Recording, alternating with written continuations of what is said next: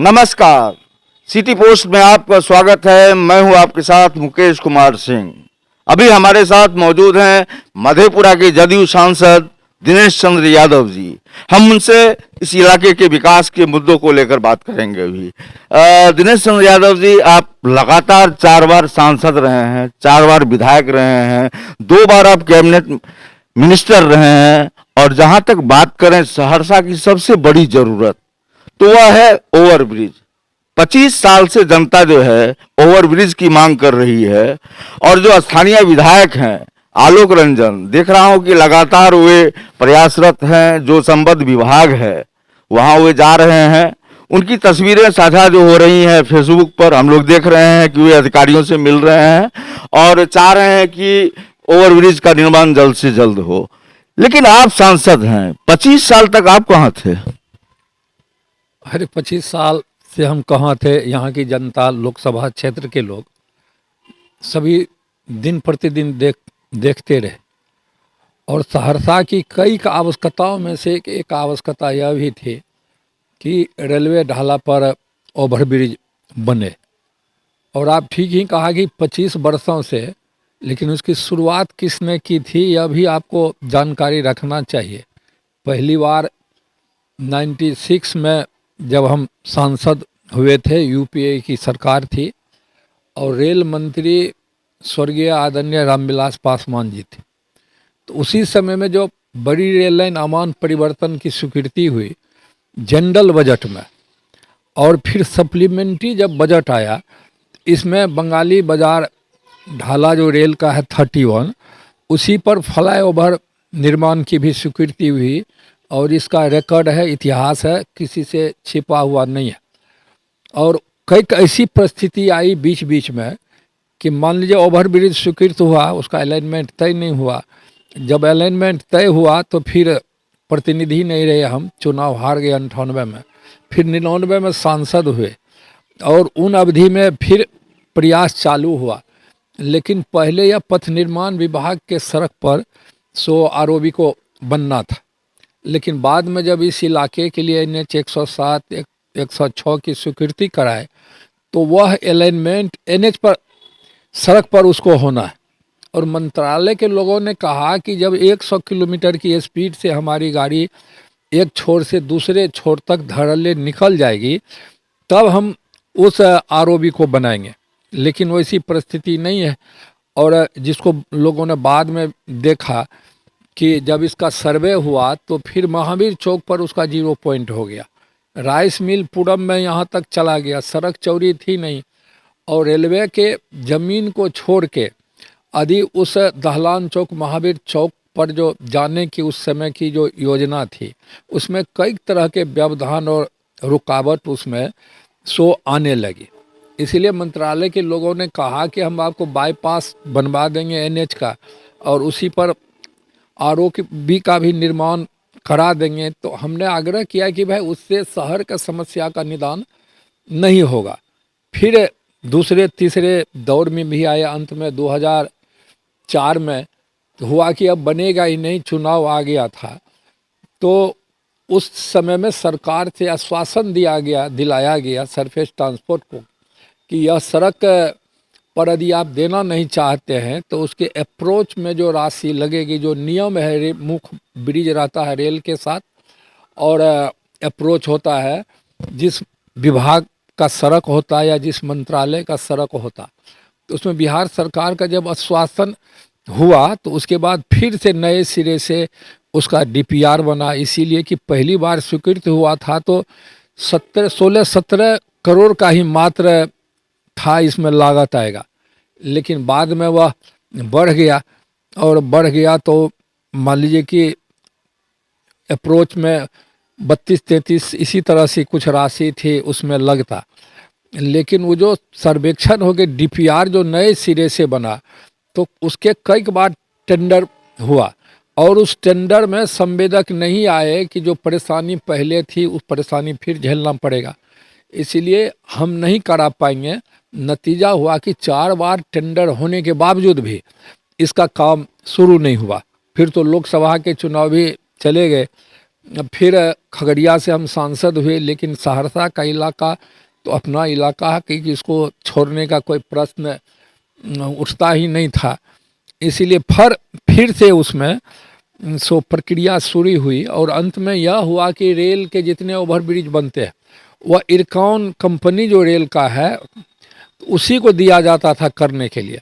नतीजा होता था कि छोटी कोई समस्या आती थी तो अपना काम छोड़ के वो चला जाता था, और उसके निदान के लिए भी पुनः उसका फिर से सर्वे वगैरह हुआ, और हुआ कि अब राशि सरकार जो देगी, जिसको देना है वह देगी, लेकिन एजेंसी होगा बिहार सरकार का पुल निर्माण निगम।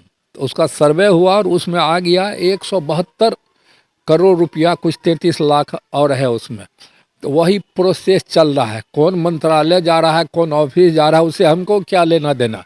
लेकिन यहाँ के लोग समझते हैं यदि कोई आदमी अपना वाहवाही लेता था, वाहवाही तो उसको भी मिलना चाहिए कि एक सोहन झा का लड़का नाम का लड़का था जो बराबर ओवरब्रिज के सवाल पर धरना प्रदर्शन करते रहा, तो उसको क्यों नहीं लोग बधाई देगा। उसका भी योगदान कम थोड़ा है, सभी लोग का योगदान होगा, तो उसका भी योगदान सोहन झा का होगा।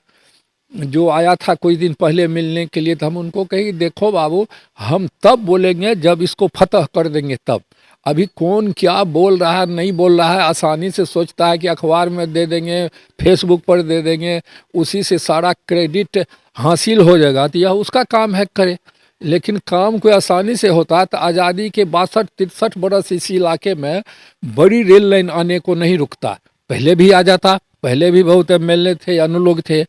कितना आज़ादी के कितने दिन के बाद इस इलाके में नेशनल हाईवे 106 107 हुआ, और यूपीए की ही सरकार में जो अभी 4 लेन का लोग कहते हैं कि 4 लेन सड़क से गुजर रहे हैं, तो उस समय में देवगौड़ा साहब प्रधानमंत्री थे और बीच में ही उनसे समर्थन वापस लिया कांग्रेस।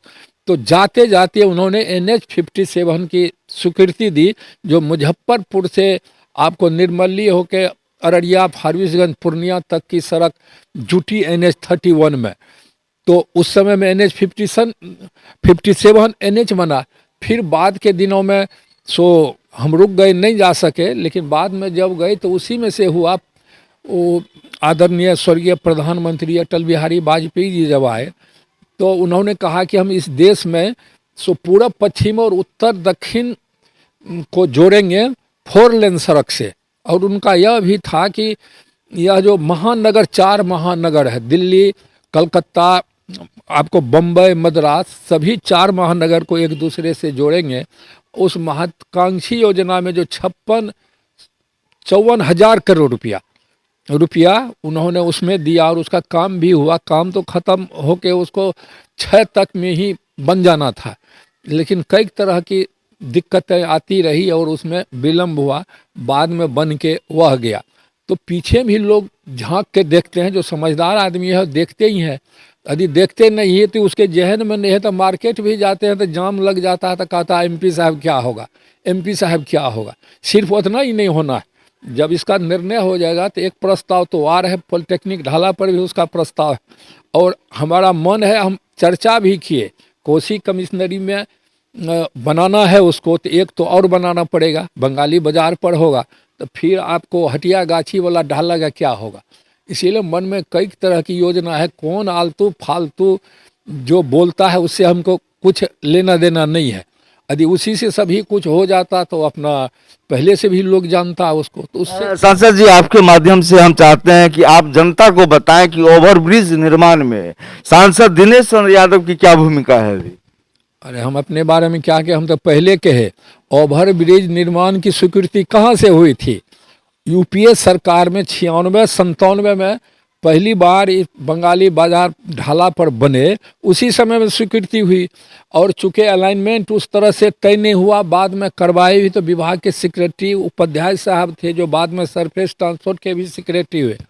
तो उन्होंने आके सहरसा रेल के सभी इंजीनियरिंग सेल के लोगों को बुला के, उस समय में यह हुआ था कि जो प्रशांत मोड़ है वहाँ से उठा के उत्तर के दिशा में जो सिग्नल है उसी पर फ्लाईओवर बनेगा, फिर उसको दक्षिण दिशा में लाके शंकर चौक पर उसको 0 पॉइंट करके ख़त्म करेगा। और इधर भी आगे, इधर तो कोई ज़्यादा रुकावट नहीं थी, तो उसमें थोड़ा सा आपको पेट्रोल पंप तक वो आता है, लेकिन उसका लेवल बहुत कम होता है।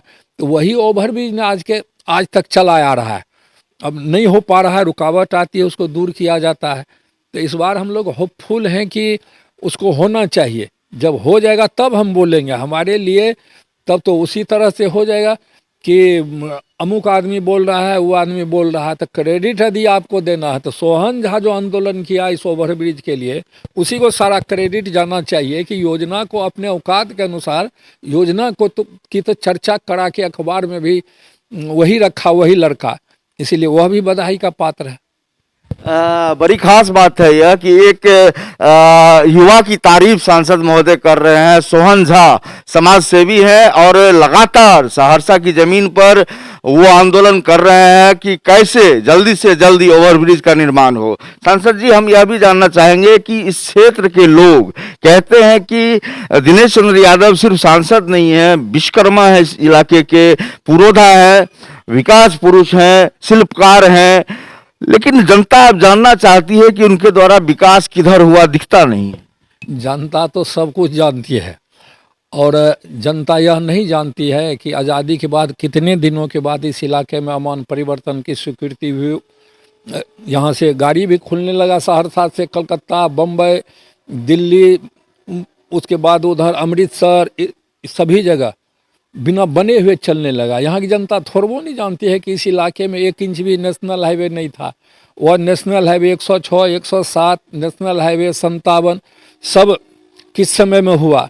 जनता यह भी जानती है कि बिहार सरकार के स्तर से भी और बाद में दिल्ली सरकार के भी सहयोग से अब बलुहा में पुल बना। जनता नहीं जानती है कि पुल कैसे बना। 534 करोड़ की रुपया की लागत से कोसी नदी पर पुल बना, और उसके अप्रोच के लिए यहाँ गंडोल से बिरौल तक 200 करोड़ रुपये की लागत से अप्रोच बना। और जनता यह भी जानती है कि विजय घाट में 225 करोड़ रुपये से कैसे पुल बना। बाद के दिन में 250 करोड़ रुपये से उसका अप्रोच भी बना इस उत्तरी किनारे में। यह भी जनता जानती है बखूबी। लेकिन इस बात को भी जनता जानती है कि जो जिस काम में हम लगे हुए थे बहुत दिनों से, जो आपको मनसी से हरदी चौघरा तक की सड़क है, जो पहले कोई सड़क था ही नहीं, मठा चौक से लेके वहाँ बदला तक, उसको किसने पीडब्ल्यूडी में अधिकृत कराया फिर उसके मरम्मती या निर्माण के कुछ हिस्से में काम किसने शुरू कराया। और आज के दिन में तो माननीय मुख्यमंत्री से आग्रह करके मानसी से लेके धनसर तक, जो बहुत दुरूह इलाका है जिसमें बड़े बड़े पुल बनना है, और उसमें भी 4 बड़े बड़े पुल, 4 तो इसी बीच में, एक बदला मानसी के बीच में, और उसके बाद एक फ्लाईओवर जो पश्चिम से सड़क आएगा तो फिर पूर्वी हिस्से में रेलवे लाइन क्रॉस करके वो फ्लाईओवर बनेगा। उसके बाद सीधे कत्याने स्थान के बगल से वह धनसर तक आएगी। उसके लिए भी 514 करोड़ रुपये की प्रशासनिक स्वीकृति आचार संहिता के पहले कैबिनेट से माननीय मुख्यमंत्री ने दी, और वह भी बनेगा। यदि वह बन के तैयार होगा तो लोग को महसूस उस समय में होगा कि इसके बनने से क्या फ़ायदा होगा। बलुहा में जब पुल नहीं होता तो लोग जो को दरभंगा जाना होता था तो 3 जिला से गुजर के जाना पड़ता था, तो दूरी होती थी 250 किलोमीटर। और आज के दिनों में तो मान लिया सहरसा से दरभंगा की दूरी मात्र 85-86 किलोमीटर हो गया। तो जनता तो यह भी जानती है। हमको अपने बारे में सफाई देने की ज़रूरत नहीं है। जब जब हम प्रतिनिधि हुए, चाहे विधायक हो चाहे सांसद हो, तो भगवती की कृपा से एक इतिहास हमने सो रचा। जब पहली बार हम करा रहे थे, बड़ी रेल लाइन की स्वीकृति हो गई अमान परिवर्तन की, तो दूसरा चढ़ाई हमको था कि वह जो सीमा से सटे सटे जो सड़क जाना था बरेली से अमीन गांव तक, उसमें मुजफ्फरपुर से मोड़ के पूर्णिया से निकाल दिया था लोग। चूँकि ये कोसी का इलाका था, कहीं कोई सड़क नहीं था, तो उसकी स्वीकृति हुई NH 57 की। तो यह सब बात जनता समझती है। और जब विधायक के रूप में रहे, अभी तो देखते हैं कि जो NH 106, 107 का काम शुरू नहीं हुआ था। NH 100 का काम बिल्कुल रुक गया, बंद हो गया था। लेकिन जब सांसद इस बार बने तो लोगों की चाहत थी कि 106 भी बने, 107 भी बने। तो आपको तो 107 वाला में काम शुरू है, जिसको लोग जाते होंगे सहरसा से मधेपुरा तो उसको भी देखते हैं। NH 106 का भी काम बंद हो गया था, उसके निर्माण का भी जो जितनी दिक्कत थी उसको दूर करा के निर्माण का कार्य उसका शुरू हुआ। और उसी सड़क में अधूरा था जो फुलौत से लेके बिहपुर तक का इलाका है 12 किलोमीटर, कोसी नदी गुजरती है, वहाँ सड़क वगैरह कुछ था नहीं, और उसके निर्माण की भी स्वीकृति हुई, उसका शिलान्यास भी प्रधानमंत्री माननीय नरेंद्र मोदी जी उसका किए। तब उसमें 4 लेन ब्रिज बनेगा, सड़क बनेगा, और उदा किशुनगंज तक वह सड़क बन के 4 लेन ही आएगा, और वह दूरी सो आपको 29 किलोमीटर वो होगी। कोसी वाला पार्ट 12 किलोमीटर है, सब मिला के 29 किलोमीटर वह सड़क होगा। और उसके लिए भी राशि जो थी भूमि अधिग्रहण से लेके अब तक जो 1400 करोड़ रुपया लगता, उसकी मंजूरी हुई, उसका शिलान्यास हुआ, उसका टेंडर हुआ, और संवेदक भी नियुक्त हो गए। हम समझते हैं कि बड़ा काम है। अब तो पानी उनी भी घट गया तो उसका भी निर्माण शुरू होगा। तो फिर एक नया प्रोजेक्ट इस इलाके में भी आया, जो मधुबनी के उच्चैठ भगवती स्थान से आपके महिषी उग्रतारा भगवती स्थान तक जो 160 किलोमीटर की सड़क है, उसकी भी मंजूरी हुई, और उसके लिए 2600 करोड़ रुपया भी मंजूर हो गया। और कोसी नदी पर जो पुल बनेगा, जो नभट्टा से सटे बकौर है सुपौल के सीमा पर, तो वहाँ तक यदि जाइएगा या जो लोग देखा है बताएगा, 1400 करोड़ रुपया की लागत से कोसी नदी पर एशिया का सबसे लंबा पुल का निर्माण कार्य शुरू नहीं होगा, बल्कि बहुत सारे काम उसमें हो भी गया। तो वह भी पुल बन रहा है, सड़क भी बन रहा है। मानसी हरदी चौघड़ा में जो दुरूह कार्य था वह भी शुरू हो गया, और विजय घाट में पुल बन गया, फुलौत में भी पुल बनने जा रहा है। सब NH जितना था उतना स्वीकृत हो गया। तो यह इतिहास नहीं है तो क्या है? इसको तो लोगों को समझना पड़ेगा। यदि इस सब बात को भी जानते हुए कोई कहेगा कि नहीं, सांसद अपने जवाबदेही को निभाया नहीं, हम ही तिस्मार खां आ गए जो धरती को हम टेके हुए हैं और हम ही सब करा रहे हैं, तो वह जाने, उसका काम जाने। लेकिन लोगों को जितना चादर रहना चाहिए उतना पैर फैलाना चाहिए। यह नहीं कि चादर छोटा है, पैर ज़्यादा फैलाइएगा तो जाड़ा जाने वाला है। जाहिर सी बात है कि सांसद महोदय विकास के नाम पर बिफर रहे हैं, और हम जानना चाहेंगे सांसद महोदय आपसे, अभी आपने उग्रतारा पीठ की बात करी, नेपाल की पूरी अर्थव्यवस्था पर्यटन पर टिकी हुई है, और इस इलाके में कंदाहा मंदिर है, शक्तिपीठ है माँ उग्रतारा, इसके अलावा काठों का वह प्रसिद्ध महादेव मंदिर है, कारू खिरहरी है, इसके अलावा चंडिका स्थान है। तो इन तमाम जगहों को विकसित करने के लिए सरकार कहीं चिंतित नहीं रही, आप भी कहीं ज़्यादा जो हमको लगता है कि गंभीर नहीं दिखे। क्या इस क्षेत्र को पर्यटन स्थल के तौर पर विकसित करने की जवाबदेही आपकी नहीं थी? जिस एंगल पर आप सोच रहे हैं, तो 2005 के पहले क्या था इस इलाके में पर्यटन में भी, लेकिन 2005 के बाद क्या हुआ? यदि उग्रतारा मंदिर जो है, पहले तो बहुत सारे नेता पहले भी मुख्यमंत्री हुए, पहले भी और जनप्रतिनिधि हुए, उसको महोत्सव का रूप किसने दिया? माननीय मुख्यमंत्री नीतीश कुमार जी ने दिया, राशि भी दी। फिर बनगांव में बाबा कुटी है, वहाँ भी राशि दे के सड़क ठीक करना, उसको व्यवस्थित करना किसने किया? इसी सरकार में हुए माननीय मुख्यमंत्री जी जब थे। और इस तरह की कई पर्यटन की योजना सो विचारणीय है, बहुत पर काम भी हो रहा है, बहुत पर होना भी है। आप जाइएगा तो सिर्फ यही 2 पर्यटक स्थल नहीं है, बाबा कारू खिरहर स्थान भी है, और उसकी महिमा है कि कोसी नदी के धार पर है, लेकिन वह सो बिल्कुल टिका हुआ है। मंदिर भी भव्य उसका बन के तैयार हो गया। आप बगल से बोल रहे हैं दीवारी स्थान में सो विषहरा भगवती स्थान का भी मंदिर बन रहा है। और जब हम मंत्री थे लघु सिंचाई, तो 1 करोड़ रुपया दिए थे पोखर के सौंदर्यीकरण के लिए, और पर्यटन विभाग से 162 करोड़ रुपया वहाँ विवाह भवन के लिए दिया गया। उसमें बहुत सारा काम हो गया, बहुत बचा हुआ भी है। और यह सड़क जो बनेगी आपको मानसी से धनसर तक, उसमें एक मुख्य बिंदु यह भी था कि माँ कत्यायनी स्थान तक जाने के लिए कोई सड़क की आवागमन की सुविधा मिले। नहीं तो सड़क पश्चिम से जाता, रेलवे लाइन से पश्चिम, तो फ्लाईओवर नहीं बनाना वहाँ पड़ता।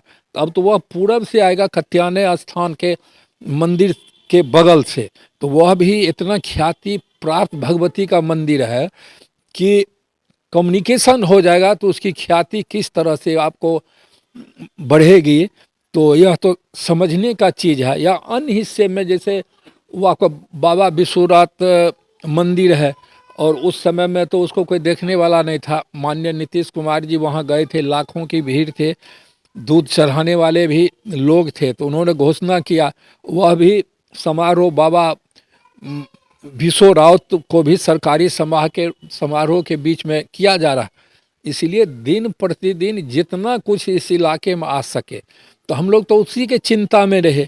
यदि उस चिंता में न रहते, इतिहास गवाह है, हम लोग की बात बहुत लोग नहीं बोल सकता है। हम लोग जो कर दिए उसको झुठलाने का प्रयास लोग करता है, और लोगों को यह नहीं है कि यदि दूसरा ही आदमी था तो वह आदमी क्यों नहीं कराया।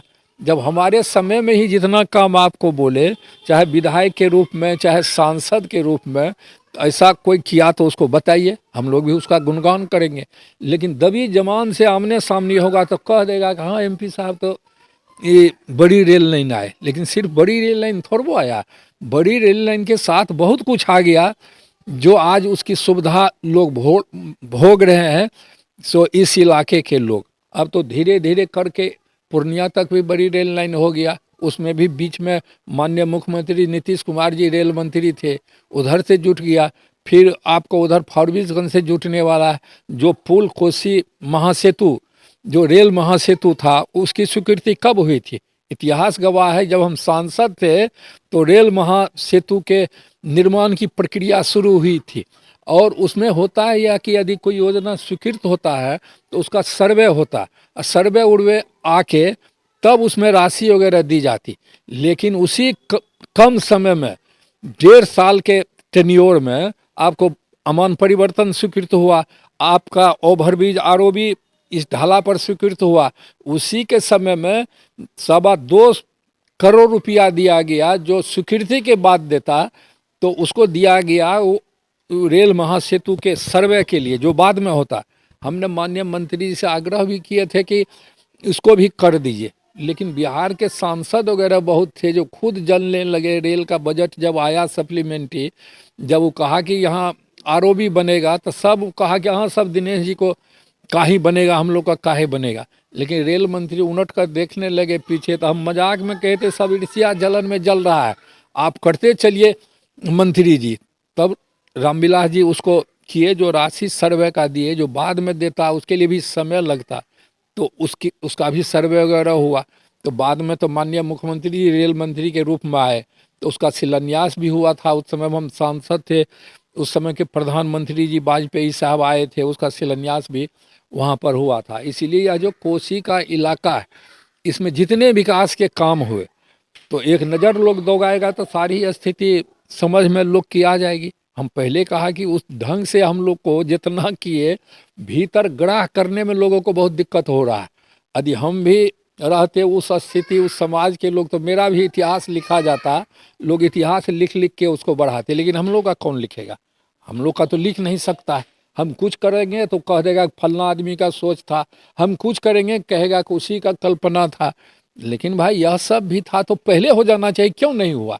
तो दोषारोपण किसी पर नहीं, हमको अपना काम करना है। जनता जो जवाबदेही देती है, साधारण परिवार के लोग हैं, उसको हम ईमानदारी से बखूबी निभाते, चाहे विधायक के रूप में चाहे सांसद के रूप में।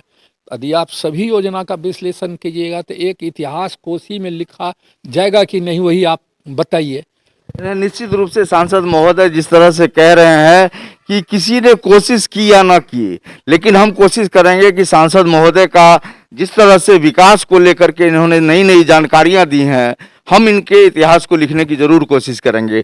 आखिरी सवाल हमारा यह है कि यह इलाका बुद्ध सर्किट में आता है और पुरातात्विक अवशेष जो मध्यकालीन युग के, पाषाण युग के भी पाए गए हैं, उनके संरक्षण की व्यवस्था नहीं है और उत्खनन की भी व्यवस्था होनी चाहिए। और उन तमाम चीज़ों की अगर प्रदर्शनी लगाई जाए तो हम समझते हैं कि सरकार को राजस्व भी भरपूर मात्रा में मिलने की गुंजाइश है।